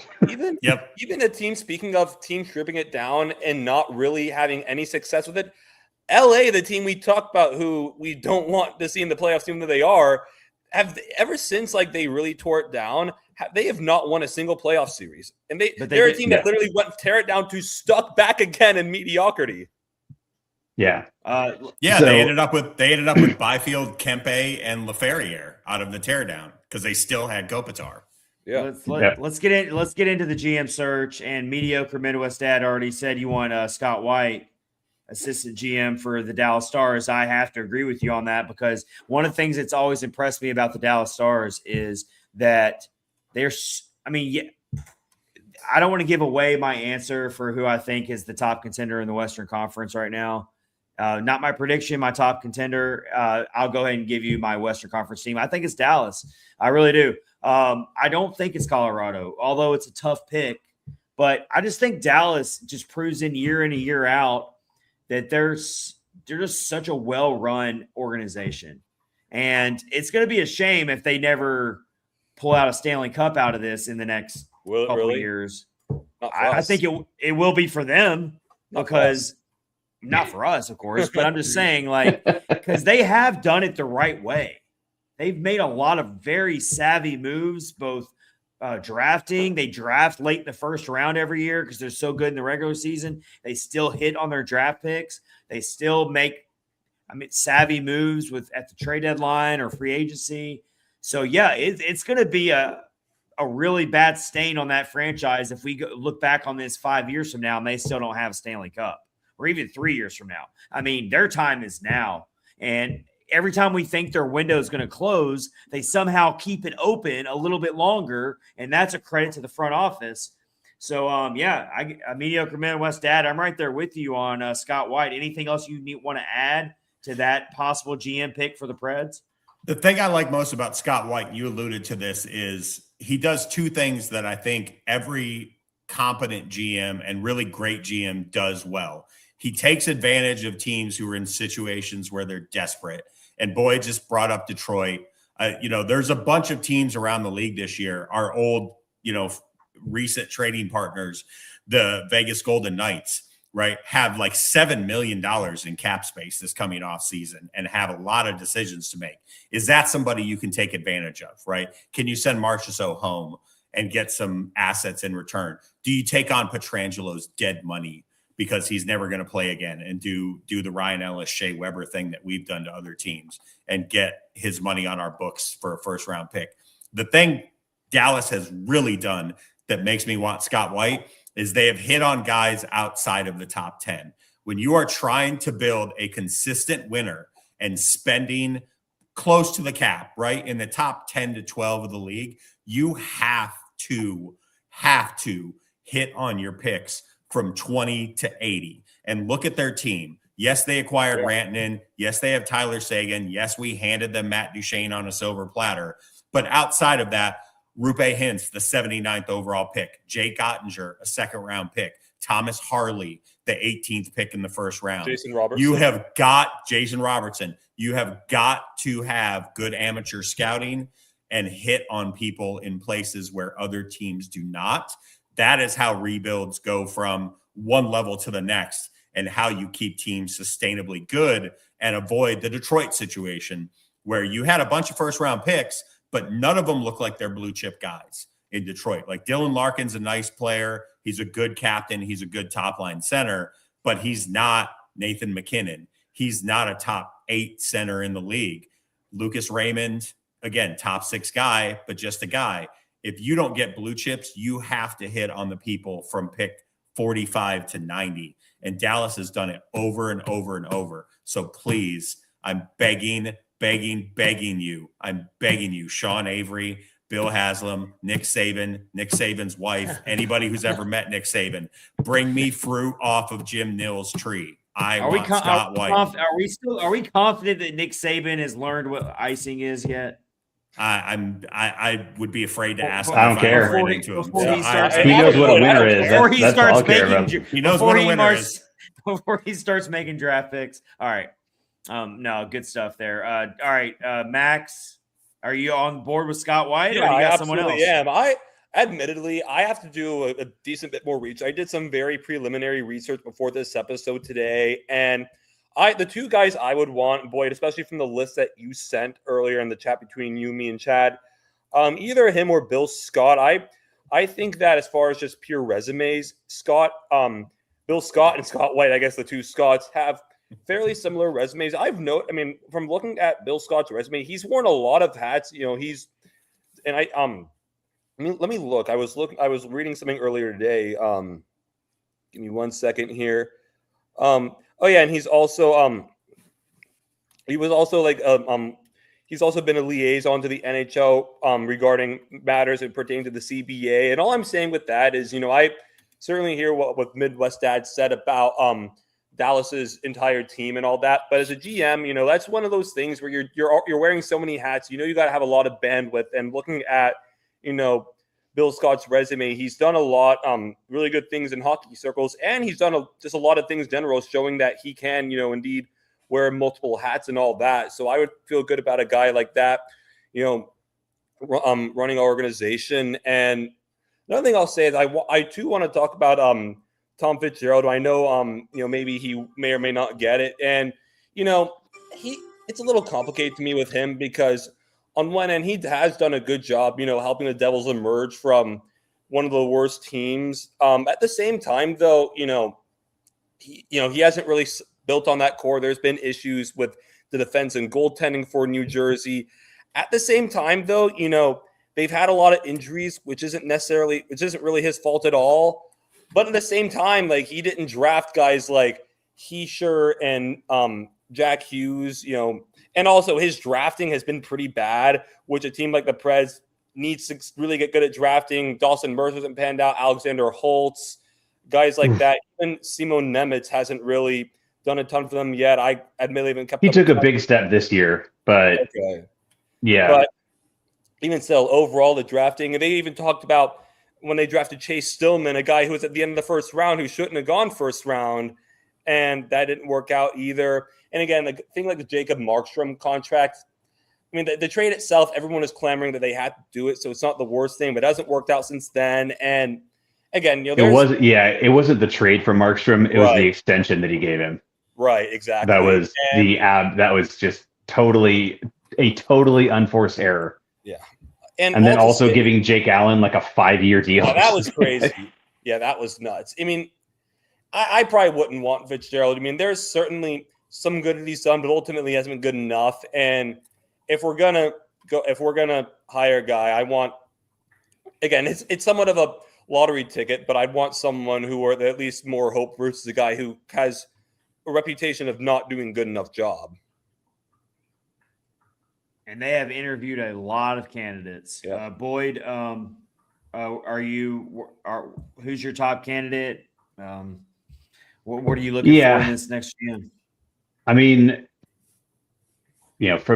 based on where we stand, and I'm trying not to read too much into some of the reporting. I know it was in the yesterday's 32 Thoughts, and this is one of those just always really funny things about Elliot Friedman, because I know he chooses his words very, very carefully, given, there's half a dozen Twitter accounts that, repost every interview he does anywhere. So, he's got receipts out there all the time. And so I try not to take too much stock into him saying something like, I've wondered about Kevin Adams and Brad Treliving. Oh, please, God. Which is like, oh, God, please don't. I mean, does Kevin Adams deserve some credit for the collection of talent he put together? Yes. Does he also need a lot of blame for the absolute and utter chaos that was the Sabres organization for a lot of years? Yes. I mean, he was the dude that he fired his entire scouting staff, basically. Like, you can't have that right now. So based on who we know is out there right now, or who we've heard reports about, I mean, as of right now, I'd still probably agree that the number one is Bill Scott. I think Scott White or Brett Peterson would be great. I think it's very interesting that as things move to this in-person cycle that we've heard about over the past few days, Brett Peterson's name didn't really appear to be a part of it.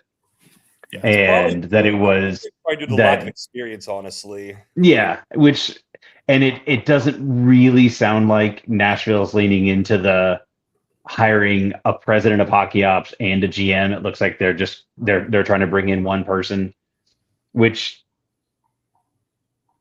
I'm okay with. The only thing that makes me nervous is by going that route, do they end up sort of defaulting to a retread because they have the experience managing up and down? But I think there's a couple things regardless of who comes in. First off, it's not just the GM, it's the staff.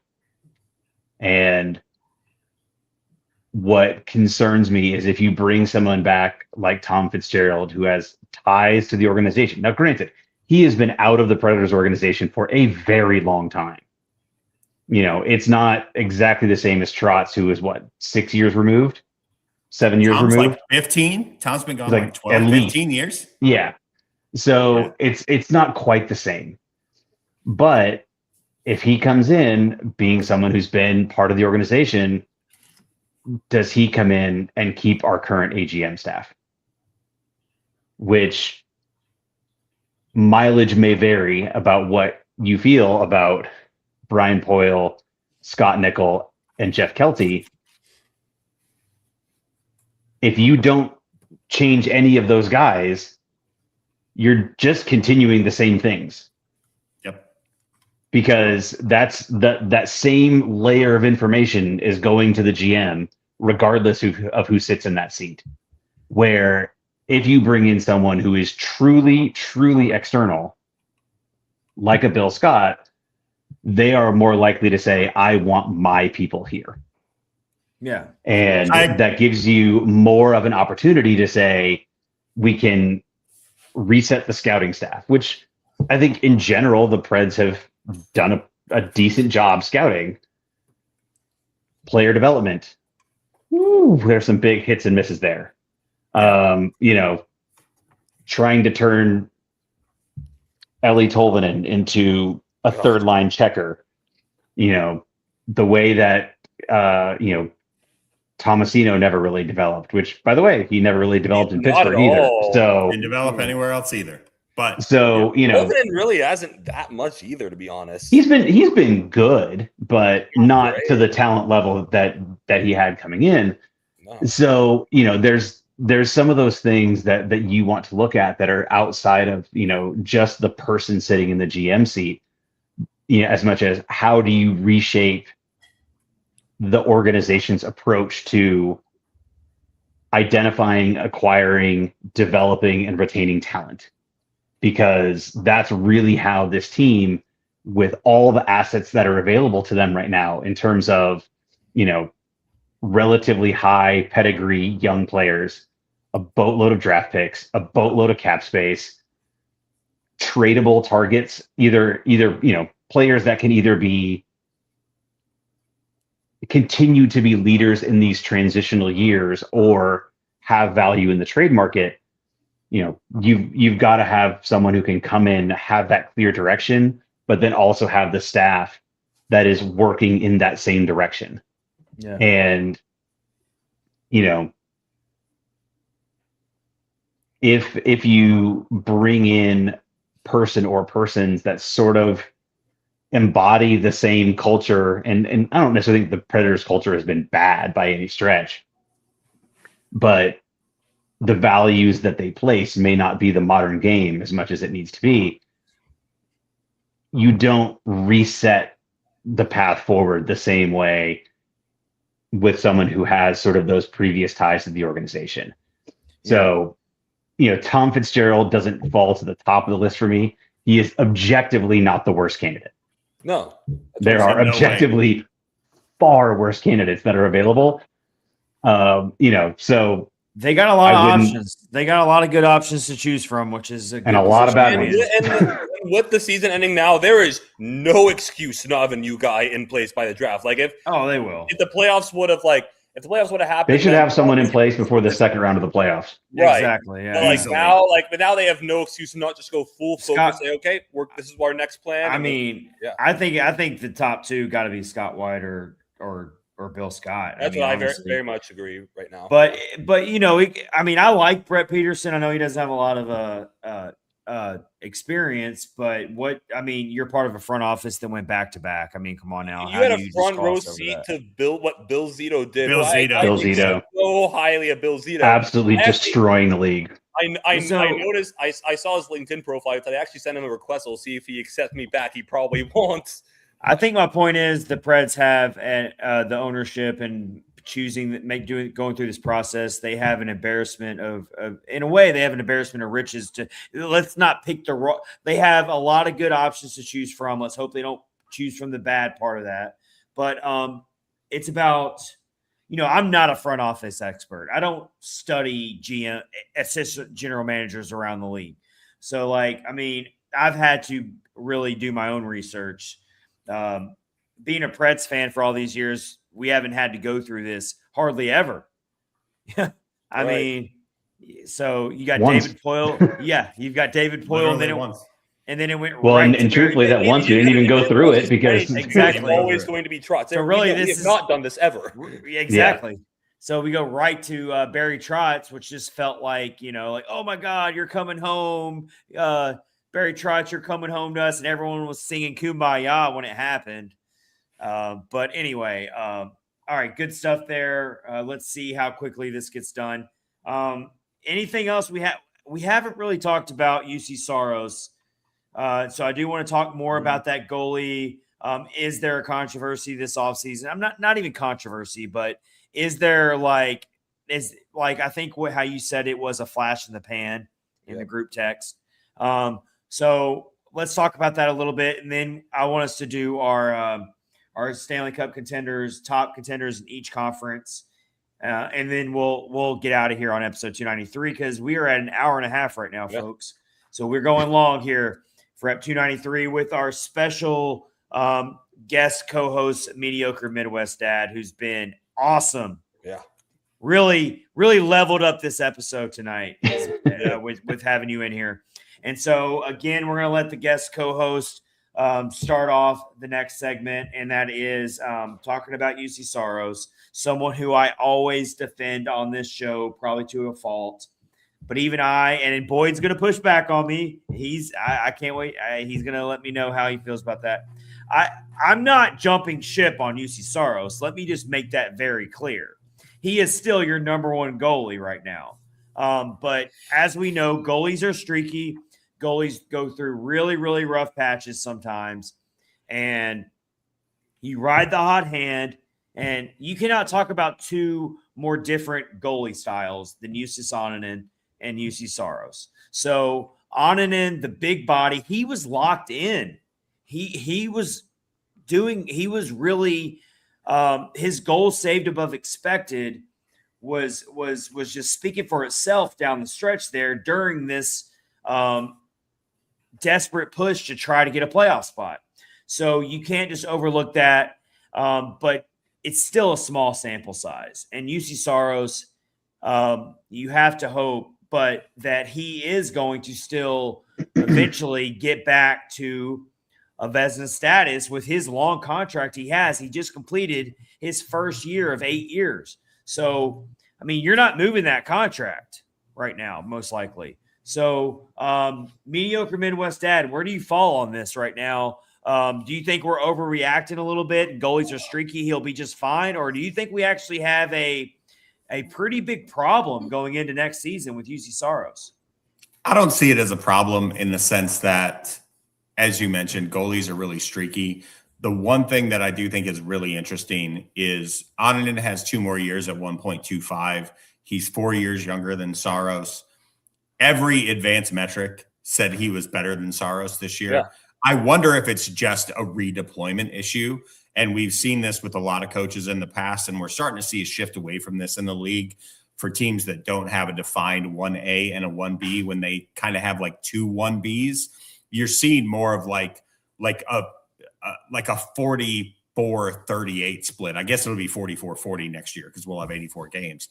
But I think what has to change going into next year is the deployment strategy has to be a little bit different. I think you just have to ride hot hands a little bit more and see how guys are performing, look at some historical means against the players on the other team. I know that the Predators have all this analytical data because I've sat around people, that are in the organization that work in these spaces. So I know they have some historical means on this sort of thing, like every team does. I think it's just a deployment issue and something they need to correct in the offseason. Annunen was so good, and especially down the stretch. Guys, if you go look on Money Puck right now, he's the 20th ranked goalie in the entire National Hockey League, and UC's 84th, and that's not a good number to hear. So I think we rode UC a little too hard early in the season. He got hung out to dry a lot behind, a defense that, as we've talked writ large about, and I think Max said better than I ever could, was just hot garbage on a lot of nights. I've gotten this far into the pod and have not said anything mean about Justin Barron. So I'm going to say it now. I tried to start a GoFundMe to pay for his U-Haul expenses. Get him out of my city. I cannot watch this guy play defense for the Nashville Predators any longer.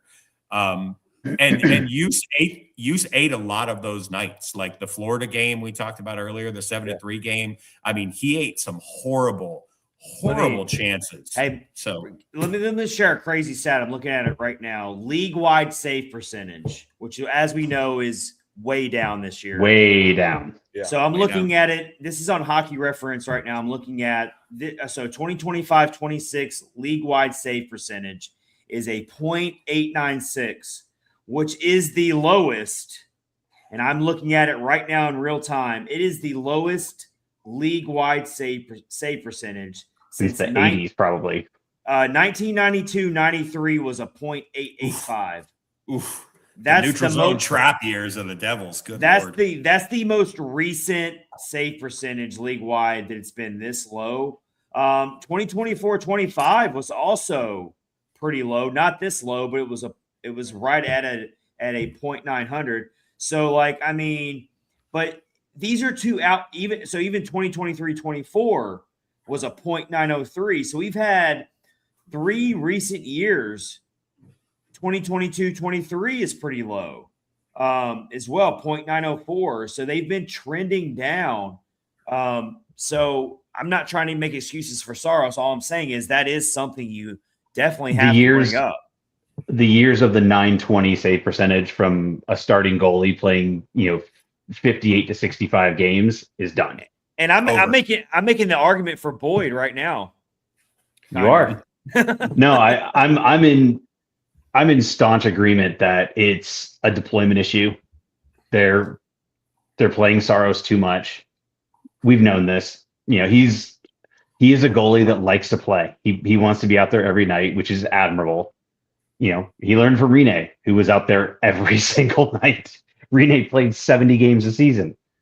And I think if the biggest takeaway from this entire situation is, for at the very least the next 2 years, you have a very, very solid backup that instead of playing them 25 games a year, you can play them 35 games a year. Yep. And they will keep you in games. It will keep Saros healthy.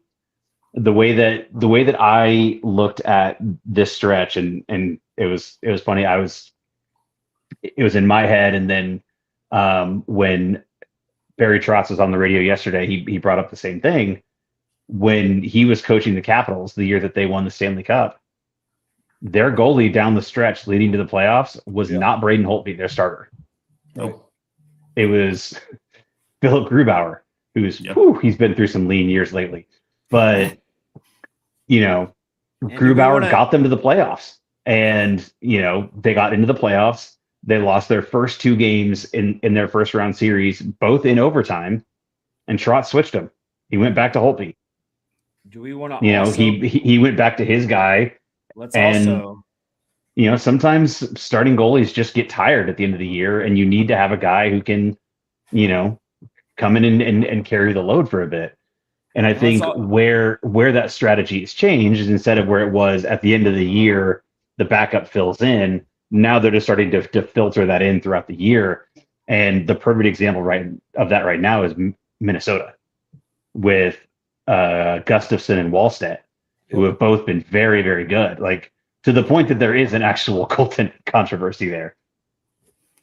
Let's also give credit to the fact that how you even got Justus Sonnen was trading Scott Wedgwood. I mean, at the time we were like, "What is this trade about?" You went through free agency to get Scott Wedgwood, and then he's immediately shipped out for Justus Sonnen, who was shipped out of Colorado. At the time, boy, you want to do some sliding doors. You went out and got Wedgwood, which forced you to trade Askarov. Then you trade Wedgwood to get Onanen. Yeah. Max, jump in, man, because I know you have a lot of thoughts about this. I very much hear you guys, and definitely I would agree to a good extent that deployment is a good reason, and you can't just ignore the fact that save percentage and all that goaltending prowess is down in the league in the past few years. Honestly, though, I'm a little more worried than the rest of you guys are. I do think next year Saros goes into the year as a starter, and I don't think he's truly getting usurped yet. But if you look at every metric and everything from the past 3 years, it suggests serious stretches of below average play. If you look at just his the hockeystats.com or JFresh, whatever it is, it suggests that Saros has his wins above replacement per 60 has been below 50% each year. And also in the past 3 years, when you look at goals saved above expected, 2023-24 was negative 3.0. Last year, negative 7.4. This year, negative 10.1. I mean, these are metrics that are, you can't completely deny them. And also, I somewhat look at it as, a guy like Saros who, I don't want to say he's getting worse, but he hasn't fully gotten his legs under him the way, we would hope he has. And Onanen seems like a young goaltender on the rise. And to the point you guys are making, yes, combat this by balancing starts a little more, keeping Saros more fresh, instead of like a, 60-20 or 50-30, whatever it is, more of like a, 40, 44-30, 44-40, whatever it is with the 80. I don't want to do all the math right now, but again, just. Well, the math is changing because they're going to 84 games. Yeah, it's going to 84, so it's changing. So 44-40, whatever it is. Balancing starts out a little more, but I don't know. I definitely have some fear that Saros isn't quite the game changer that we expected when he signed that contract or that we thought he used to be. That's just my opinion. I don't the think counterpoint to that would also be.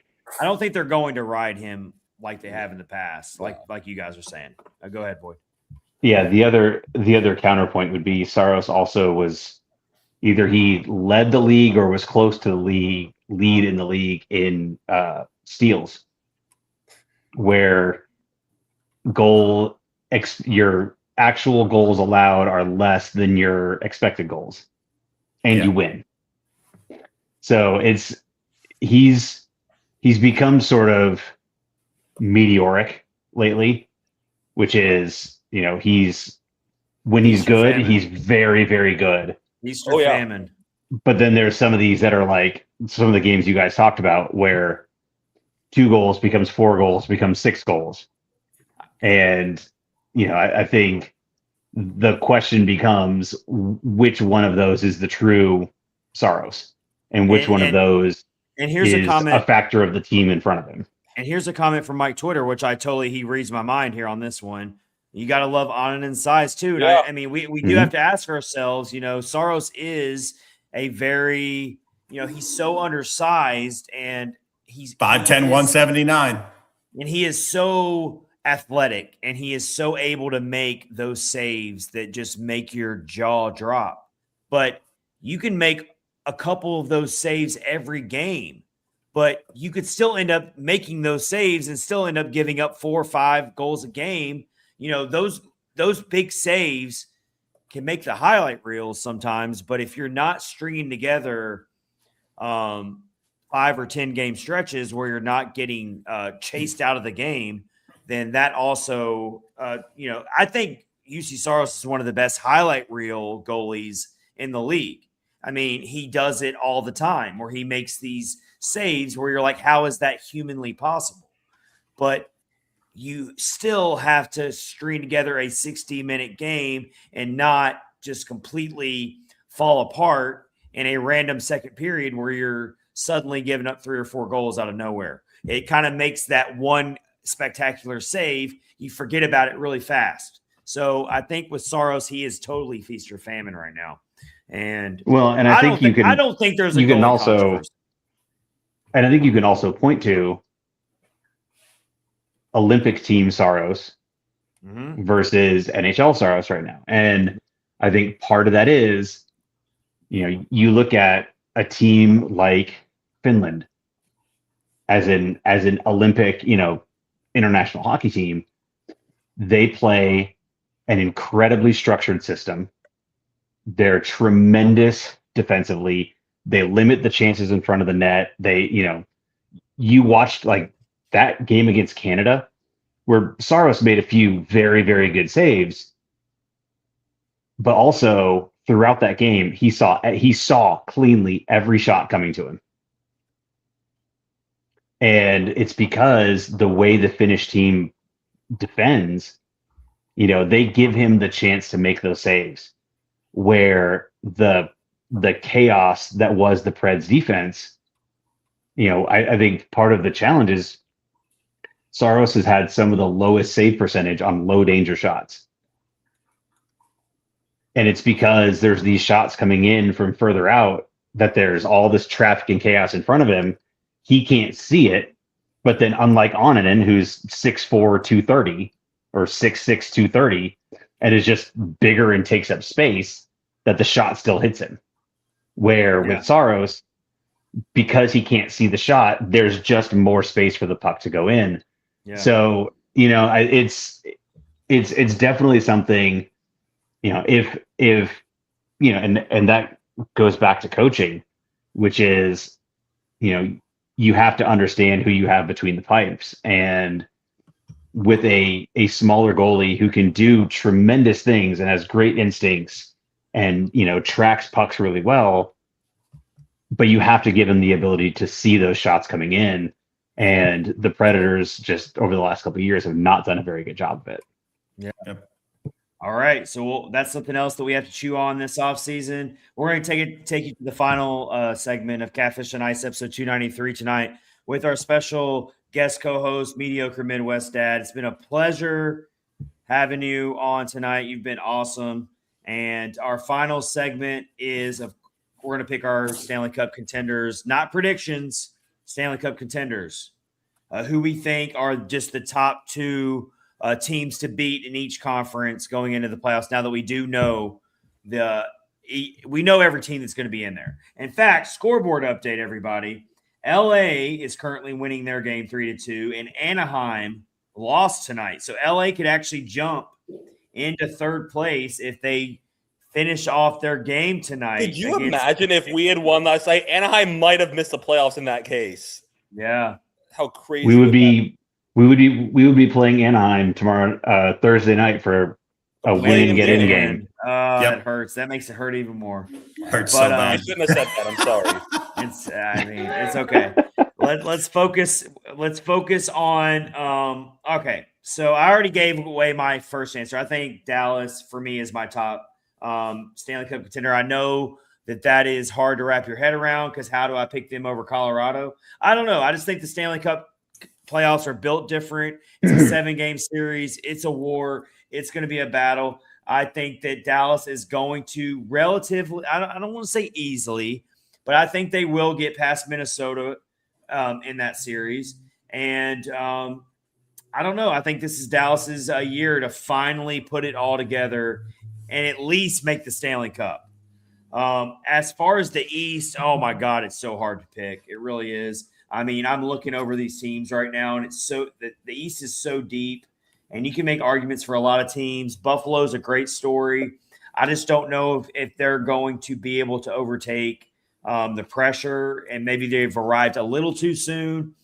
I'm going to go ahead and say this is hard. I'm going to say Tampa's my top contender. Again, we're going to make our real predictions later, but these are my contenders. I'm going Tampa. Homer. They just Tampa just locked up home ice advantage against Montreal. That's scoreboard watching tonight. Montreal lost tonight, so that was implications for who would have home ice advantage. I just like the way Tampa's built, top to bottom. I think they're built for the playoffs. In a 7-game series and in a very deep Eastern Conference. It's really hard for me to pick one team, but I have to pick somebody. So my top two contenders are Dallas and Tampa, which would be a rematch of the Stanley Cup final in the bubble of 2020, the COVID Stanley Cup final. So if you can go back to that. We don't want to go back to those days, though. No. So Midwest, mediocre Midwest Dad, who are your top contenders in each conference right now? Yeah, I'm going to go off the board a little bit. I really agree with you about Dallas. There's something about Colorado that has vexed me, and it's not just the President Cup curse. there's something about their goaltending. Goaltending, yes. It's the goaltending and the way they defend the defensive ice that really worries me. And when you're the top seed, and I don't know that there's good interviews about this, I'm sure Boyd could tell me there are. I feel like if you get down a game, if you get down 2-1 on somebody's ice, like, I mean, you can't fit a thimble through those players. They're so tight at that point. They're gripping the stick so tight. They feel all that pressure. And if that happens to Colorado, I don't think it's going to happen against the Kings. But if Dallas gets through Minnesota, Dallas is absolutely the type of team that can beat Colorado. Oh, yeah. Definitely. So, and we've seen Ottinger. He hasn't been the regular Otter for a couple of years, but we've seen Ottinger. Especially not in the playoffs. We've seen Ottinger become April, May Ottinger and just shut people out for games on end. And he can absolutely do that. So Dallas is one. I'm going to go a little off the board in the other half of the Western bracket. I am so impressed by Utah every time I see them. My brother lives in Scottsdale, Arizona. I feel so awful for the people that followed that team out there, that now they're someplace else and they're amazing. And they have, you know, everybody's piling on how much they love the Zamboni, the Zamoth. They're so much fun. Their owner is doing everything the right way, the way he's, you know, investing in the fan base and inviting people into suites if they can't afford tickets. Like Ryan Smith is a model owner. So I'm going to go Utah and Dallas. And then in the East, I mean, it can't be more boring, but I'm going to have to say it. It's Carolina and Tampa. Like, until somebody knocks one of them off, and seeing Montreal in person on that Saturday night a handful of weeks ago and seeing like the levels of magnitude better than us that team is. Montreal was so painful. Yeah, that game was like watching. It was like the Simpsons fight. Stop. He's already dead. Like, just let him. I was going to say really quick, looking at this Eastern Conference and seeing teams like Philly get in, Pittsburgh get in, Ottawa gets in.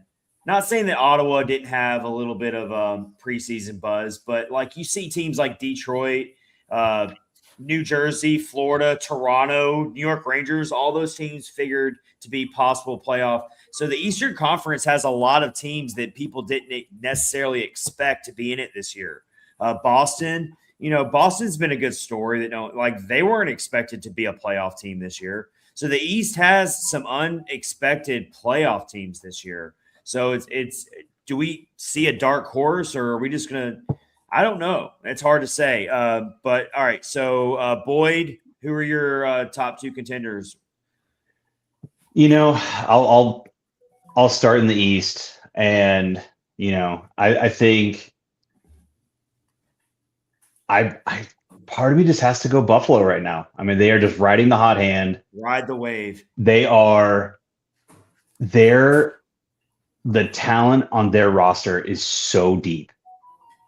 Like, when you really kind of, you know, go line by line and pair by pair, I mean, the goaltending gives me a little bit of pause, not going to lie. You know, because you look at playoff teams, and historically it's, you know, you can look at like a couple of different things. Do they either have the top flight goaltending that can just win a series, or especially do you have depth, you know, real depth down the middle where you can control the flow of games? And Buffalo has a ton of forward talent. They've got a really stable decor with, you know, I mean, Rasmus Dahlin, you know, I don't know when he'll win a Norris, just given some of the other guys that are out there that he has to get over the top of. But he's been very, very good, and, you know, probably doesn't get the recognition that he should. But they're going to be a very tough out in the Eastern Conference, just because, as good as a lot of those teams are, they're going to have a hard time matching up with just the size, skill, speed that Buffalo runs out night after night.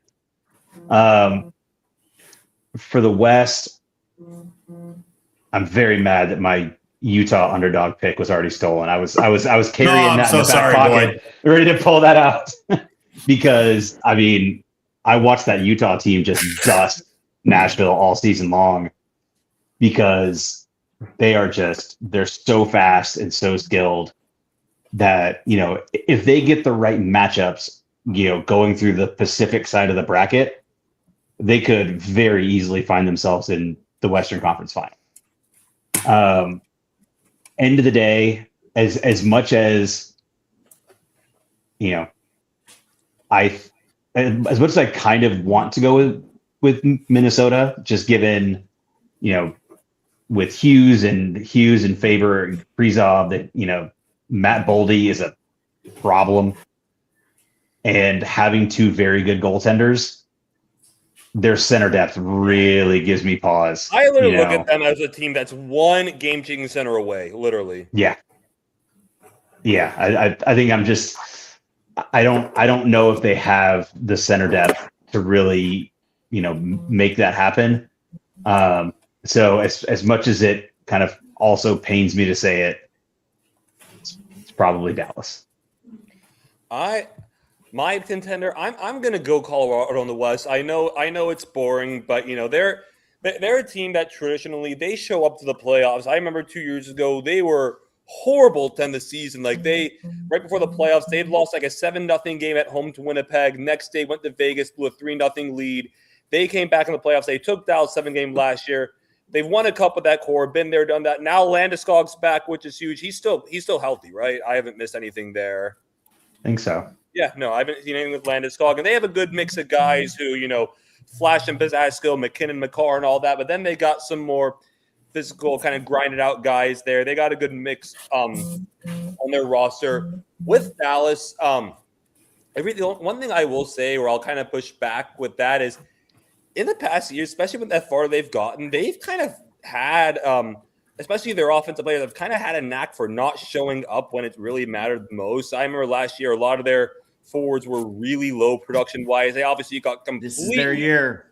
I think this is their year. But they got completely neutralized by Edmonton. I don't trust them over – again, I'm kind of going into prediction. I would think a team like Colorado, who's been there, done that, is probably a safer pick versus a team like Dallas, who traditionally has had some moments where they don't really show up. And I know I'm going to say we're really boring. In the East, I'm going to go Carolina. It's I just trust, they're super stacked. They also have a lot of depth. Rod Brindamore coach. And also interesting, and they still have to go to Tampa Bay. They don't go to Florida this year. That's an interesting thing for them too. They clinched home ice in the East. So yeah, I think I would say and I know it's the boring answer, it's the one season each time, but I would say Colorado and Carolina are the two teams I'm looking out for. The other teams, Montreal and Buffalo, nothing against them, but I just think that right now I wouldn't see them being a contender when they're so young and inexperienced over teams that have been there, done that, like Tampa Bay and Carolina, especially when those two teams are still as talented, well-coached, all that as they are. Right.